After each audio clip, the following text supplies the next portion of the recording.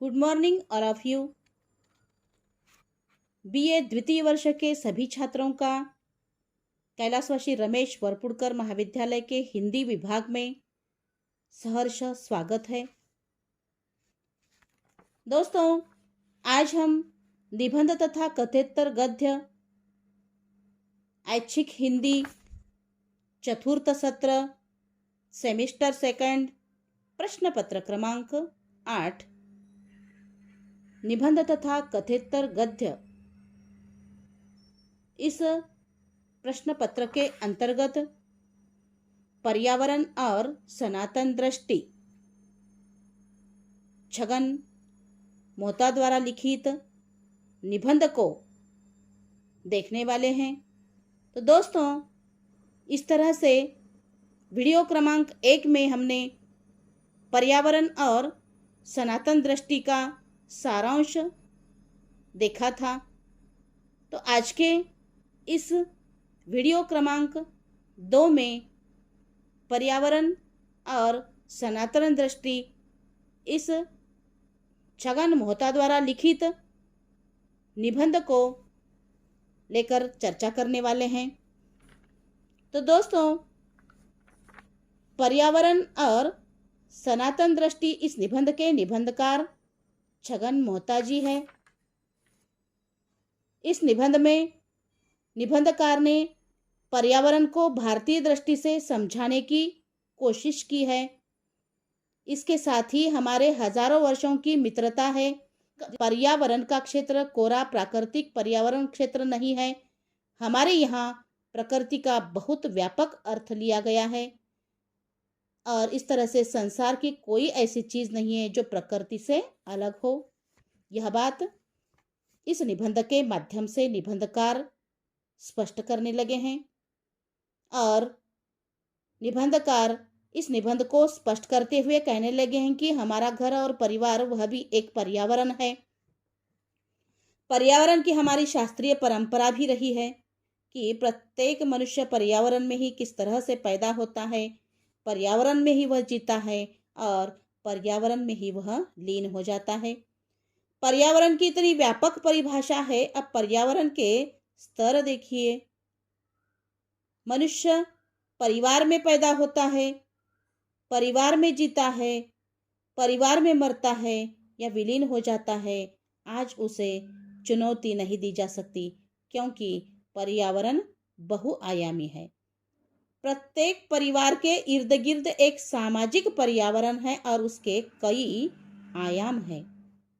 तो दोस्तों, इस तरह से छगन मोहता जी पर्यावरण को स्पष्ट करते हुए कहने लगे हैं कि पर्यावरण बहुआयामी है। प्रत्येक परिवार के इर्द गिर्द एक सामाजिक पर्यावरण है और उसके कई आयाम हैं। एक आयाम आर्थिक है तो दूसरा आयाम राजनीतिक है, तीसरा आयाम सांस्कृतिक है। बहुकेंद्रित होने के कारण प्रत्येक आयाम का अपना एक केंद्र होता है जहाँ से वह क्रियाशील रहता है।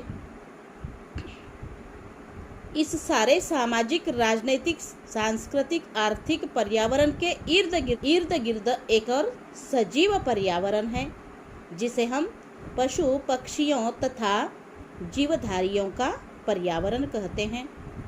उसके भी चारों ओर इन सब स्तरों में ओतप्रोत भौतिक तत्वों का पर्यावरण है जिसे हम भौतिक, जलीय, मानवीय, आग्नेय और आकाशीय या विद्युत चुंबकीय पर्यावरण कहते हैं। ये प्रकृति के स्थल और प्रत्यक्ष आवरण हैं जिनका हमें अपनी ही इंद्रियों के द्वारा ज्ञान और भान होता रहता है। यह बात निबंधकार स्पष्ट करने लगे हैं। निबंधकार आगे स्पष्ट करते हैं कि पर्यावरण के संबंध में मीमांसा करते हुए हमारी परंपरा सिर्फ इतने में ही इतिश्री नहीं मान लेती, वह यह भी कहती है कि इन दृष्ट प्रत्यक्ष स्तरों के अतिरिक्त पर्यावरण के कुछ अदृष्ट और अप्रत्यक्ष स्तर भी है जिनमें हम और हमारा दृष्ट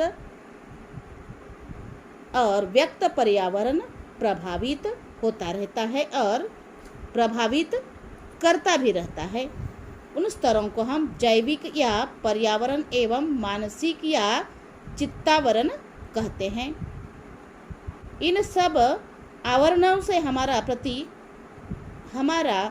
प्रतिक्षण संबंध बना हुआ है और हमारे जीवन व्यापारों का इन सब स्तरों से आदान प्रदान होता रहता है।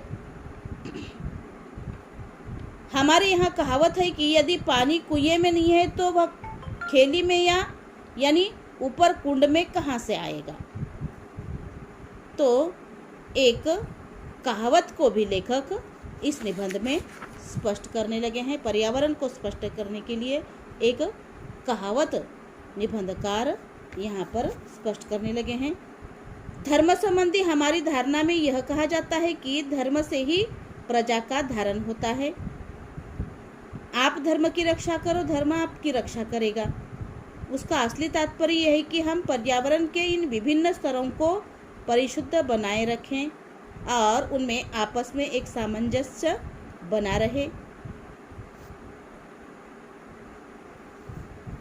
पर्यावरण के स्तरों में जब सामंजस्य टूटता है या विषमता पैदा होती है तो उसका प्रभाव मनुष्य पर सीधा पड़ता है। यह बात भी निबंधकार स्पष्ट करने लगे हैं। निबंधकार स्पष्ट करने लगे हैं कि मनुष्य के इर्द गिर्द पर्यावरण के अंतर्गत आने वाले जो भी प्राणी और पदार्थ है उन सब का प्रत्येक मनुष्य से संबंध होने के कारण वह उनका ऋणी है, क्योंकि वह उनसे उपकृत होता है, पोषण और जीवन प्राप्त करता है। इसलिए अपना ऋण शोधन करना पर्यावरण के प्रति उत्तरदायित्व का निर्वाह करना है। यह ऋण शोधन या ऋणमोचन उसका आजीवन कर्तव्य है और जब तक वह जीवित रहता है तब तक उसमें उऋण नहीं हो सकता। पर्यावरण के विषय में दो परस्पर भिन्न दृष्टियां हैं जो एक दूसरे के सर्वथा विपरीत है। एक दृष्टि पश्चिम की है जिसमें माना जाता है कि पर्यावरण मनुष्य का शत्रु है, वह उसके अस्तित्व और विकास के लिए बाधक और घातक है। इसलिए उसके प्रत्येक स्तर को समझकर उसको अपने वश में करना है, उसका दमन करना है और उसका शोषण करना है ताकि मनुष्य अपने पर्यावरण से ज़्यादा दीर्घ समय तक अनुकूलता प्राप्त कर जीवित रह सके। इस दृष्टि को प्रसिद्ध वैज्ञानिक चार्ल्स डार्विन ने सर्वाइवल ऑफ द फिटेस्ट के नाम से प्रचलित किया था और पश्चिम उसे पूरे वेग से अपनाए हुए है। इसके विपरीत भारतीय दृष्टि यह है कि पर्यावरण किसी भी स्तर पर हमारा शत्रु नहीं है, बल्कि उसमें तमाम स्तरों पर प्राणी और पदार्थों की पारस्परिक निर्भरता का एक सामंजस्यपूर्ण संसार है और उसके साथ संतुलन बनाए रखने से ही मनुष्य सुखी, शांत और संतुष्ट रह सकता है। इसके लिए प्रकृति अथवा पर्यावरण का शोषण, दमन और उपभोग करने की अपेक्षा उससे सहयोग और उसका उपयोग करना ही भारतीय दृष्टि से पर्यावरण के साथ सहज और स्वाभाविक संबंध की स्थापना करना है। तो दोस्तों, इस तरह से हमारी दृष्टि यह है कि तमाम जगत जगदीश्वर का शरीर है और हम सब उसमें विभिन्न घटक के रूप में जी रहे हैं और समग्रता के साथ पर्यावरण से हमारा संबंध अंगों यानी ऑर्गेनिक रिलेशनशिप है। और इस तरह से दोस्तों हम एक दूसरे से भिन्न तो अवश्य है और पर्यावरण के स्तर भी एक दूसरे से भिन्न है, परंतु कोई भी प्राणी, पदार्थ या स्तर सर्वथा भिन्न होते हुए भी एक दूसरे से कटा हुआ एवं पृथक नहीं है। इसलिए प्रकृति या पर्यावरण के साथ अलगाव या कटाव की मिथ्या मान्यता के आधार पर उसे अपना शत्रु मानकर उससे घातक व्यवहार करना मानव जाति के लिए स्वयं आत्मघात को नियंत्रण देना है। तो दोस्तों, इस तरह से छगन मोहताजी इस निबंध के माध्यम से कहते हैं कि मुझे लगता है कि उसमें एक दृष्टि दोष है। पूर्व की दृष्टि यह रही है कि प्रकृति हमारी माता है और हमें उसके साथ सहयोग करना चाहिए। हमें उसके नियम समझकर उसके अनुसार बर्ताव करना चाहिए। यह सही है कि प्रकृति किसी का लिहाज नहीं करती और उसके नियम समझना साइंस के जरिए ही हो सकता है। लेकिन साइंस के द्वारा प्रकृति के नियम समझकर उसके साथ हमें सहयोग करना है, उसे आदर देना है। दूसरी दृष्टि है पश्चिम की कि प्रकृति एक तेज नाखूनों वाली राक्षसी है जो हर हालात में हमें मारना चाहती है, नष्ट करना चाहती है और इसलिए हमें किसी तरह से उसके साथ संघर्ष करना है। संघर्ष में अगर हम फिट है तो हम जिंदा रह सकते हैं, नहीं तो हम प्रकृति हमें मार देगी। इसलिए प्रकृति को जानकर प्रकृति को अपने वश में करना है, इसका शोषण करना है। यह प्रकृति के साथ दुश्मनी की दृष्टि है और पश्चिमी की अधिकांश दृष्टि यही है। और इस दृष्टि को यदि आप पूरी तलाश करें तो बहुत पुरानी है यह दृष्टि। बाइबल में एक कथा आती है कि पशु की तरह नर नारी पहले नंगे रहते थे। उनका जीवन अस्वाभाविक था, उनका जीवन स्वाभाविक था, प्राकृतिक था, प्रकृति के साथ उनका पूर्ण सामंजस्य था। तो परमात्मा ने उन्हें प्रेरणा दी थी कि इस वृक्ष का फल है जो तुम नहीं खाना, यह वर्जित है तुम्हारे लिए। सेब का वृक्ष है और नीचे शैतान सांप का रूप बनाए हुए बैठा था। उसने कहा कि क्यों बात मान रहे हो परमात्मा की, यह फल बहुत मीठा है, इसको जरूर खाओ। और उसके परमात्मा की बात नहीं मानी। तो इस तरह से दोस्तों मनुष्य में ओरिजिनल मूलभूत डिकोटोमी द्वैत या द्वंद्व पैदा हुआ। उससे एक तो लज्जा पैदा हुई तो उसने अपने अंगों को ढक लिया और दूसरा भय पैदा हुआ कि प्रकृति हमें मारेगी, खा जाएगी। इसलिए इस प्रकृति के डर से कैसे बचे। तो आप देखते हैं कि जैसे भयभीत बिल्ली जोर से आक्रमण करती है, वैसे ही प्रकृति के डर ने उसे इतना भयभीत और तनाव से भर दिया कि वह हर हालत में प्रकृति को समझने और प्रकृति पर विजय प्राप्त करने और विजय प्राप्त करके प्रकृति का शोषण करने की तरफ अग्रसर हुआ है। और इस मामले में पश्चिम ने दुनिया का नेतृत्व किया। और आज हम देखते हैं कि जितना पर्यावरण प्रदूषण पश्चिम के उद्योग और व्यापार ने पैदा किया वह बहुत ज्यादा है। तो इस तरह से दोस्तों निबंधकार स्पष्ट करने लगे हैं कि हमारे सामने प्रश्न उत्पन्न होता है कि हमारे यहाँ भी तो एक जमाना रहा है कि जिसमें व्यापार भी रहा है, संपन्नता भी रही है और प्रकृति का दोहन भी किया है। 4 शब्दों का फर्क ध्यान में रखें। एक है प्रकृति का पोषण, दूसरा है प्रकृति का शोषण, तीसरा है प्रकृति का दोहन और चौथा है प्रकृति का प्रदूषण। इन चारों को आप समझ लीजिए तो प्रकृति के साथ हमें क्या संबंध रखना है, यह ध्यान में रखना है। भागवत में एक कथा आती है। लेखक निबंधकार यहाँ पर एक भागवत की कथा का उदाहरण देते हुए स्पष्ट करने लगे हैं कि भागवत में एक कथा आती है कि वेन नाम का चक्रवर्ती राजा हुआ था। वह बहुत अत्याचारी था। उस समय के बौद्धिक वर्ग ने कुपित होकर उसका वध कर दिया। उसके बाद उसका बेटा पृथु राजा हुआ। तो कहते हैं उस वक्त प्रकृति बंध्या हो गई, बांझ हो गई, उस पर कुछ भी उत्पन्न नहीं होता था। तो पृथु ने प्रकृति का दोहन किया। अब हम कह सकते हैं कि दोहन और शोषण में क्या फर्क है। दोहन भी तो एक तरह का शोषण है, लेकिन बहुत बुनियादी फर्क है। आप गाय को दूहते हैं, एक व्यक्ति गाय पालता है, गाय का दोहन करता है लेकिन बिना पोषण किए। गाय का दोहन करता है क्या? बिना पोषण किए गाय का दोहन करता है क्या? यह इस हद तक करता है कि क्या कि गाय के प्राण निकल जाए। महात्मा गांधी कलकत्ता गए थे और उन्होंने गाय का दूध पीना उस दिन से छोड़ दिया जब उन्होंने देखा कि कुछ पेशेवर दूध बेचने वाले गाय के पेट में बांस की नली ने फूंक देकर इस तरह से दूध की ग्रंथियों पर दबाव डालते थे कि दूध के साथ खून भी आने लगता था और इस हद तक दूध को निचोड़ते थे। यह शोषण है, यह दोहन नहीं है। तो दोहन में पहली शर्त पोषण की है। बच्चा माँ का दूध पीता है तो पोषण नहीं करता। माँ का पोषण होता है और वह उमड़ती है उसको दूध पिलाने के लिए। लेकिन आज तो केवल शोषण होता है।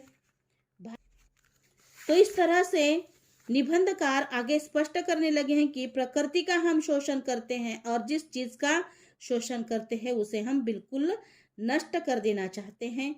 और इस तरह से निबंधकार कहने लगे हैं कि मैं आपको बीकानेर का ही एक उदाहरण देना चाहता हूँ। एक बीकानेर का उदाहरण देते हुए निबंधकार स्पष्ट करने लगे हैं कि आप सवेरे सवेरे जसूसर गेट जाकर 4-6 घंटे के लिए बैठ जाएं। आपको फोग की लकड़ियों के भरे हुए ट्रक दिखाई देंगे और वे लकड़ियां जड़ से काटी जा रही है। एकदम आइंदा उगेगा नहीं फोग। और आज 20 सूत्रीय कार्यक्रम के अनुसार उस वृक्ष को लगाए जाए तो शायद 50 वर्ष में फोग के वृक्ष तैयार होंगे। तब तक क्या होगा ईंधन का? लेकिन आज ईंधन भी एक व्यापार की वस्तु बन गई है और उसके लिए ट्रक के ट्रक फोग को जड़ों से काटा जा रहा है। तो दोस्तों, इस तरह से निबंधकार अनेक उदाहरणों के द्वारा स्पष्ट करने लगे हैं कि हमारी परंपरा में हमेशा पर्यावरण का पूजन भी किया जाता रहा। पर्यावरण की चीजों में देवत्व माना गया है और इसलिए जीवित वृक्ष को काटना पाप समझते हैं। कभी भी नहीं काटना चाहिए उसे, और जड़ से तो कभी उसे काटना ही नहीं चाहिए। यह बात भी निबंधकार स्पष्ट करते हुए कहने लगे हैं कि अगर सूखा भी है तो उसे जड़ से नहीं काटना चाहिए जब तक कि वृक्ष पूरा मर नहीं जाता है। उसकी सूखी डालियों को काट लो ताकि वृक्ष फिर जिंदा रह सके और वह आगे बढ़े। लेकिन आज इतना शोषण होता है कि 15-20 वर्ष के बाद बीकानेर से पुंगल के इलाके की तरह पाकिस्तान की सीमा के इलाके तक आपको फोग की एक लकड़ी तक नहीं मिलेगी। तो इस तरह से निबंधकार इस निबंध में अनेक उदाहरण देने लगे हैं और आगे स्पष्ट करने लगे हैं कि यहाँ मैंने देखा कि एक देशनोक के आसपास हर देवता के मंदिर के साथ एक ओरन नाम का फेरिया होता है। ओरन का अर्थ है चक्कर लगाना। एक हिस्सा छोड़ दिया जाता था। इसकी बोटी को उसके खेजड़े को कोई हाथ लगाता तो राज के द्वारा कानूनन दंडित होता था। तो ऐसे अनेक पर्यावरण पूरक बातों के उदाहरण निबंधकार देते हुए स्पष्ट करने लगे हैं कि इस युग में हम उद्योग धंधे न करें या इंडस्ट्री न हो, यह मेरे कहने का मतलब नहीं है। पर इंडस्ट्री पर जिन गहराई से सोचा है उसमें शूमाकर का नाम महत्वपूर्ण है। अभी कुछ वर्ष हुए उसकी मृत्यु है। उन्होंने स्मॉल इज ब्यूटीफुल नामक एक किताब लिखी है शूमाकर ने। तो वह कहते हैं उसमें स्मॉल इज ब्यूटीफुल में वे कहते हैं कि इंडस्ट्री चलाने के लिए पावर लगाएं, चाहे आप उसे एटम से चलाएं या बिजली से चलाएं, किसी तरह से चलाएं, लेकिन उसका परिवेश के साथ संतुलन होना चाहिए और परिवेश के साथ संबंध होना चाहिए। आर्थिक संबंध भी, प्रशासनिक संबंध भी, सामाजिक संबंध भी और सांस्कृतिक संबंध भी।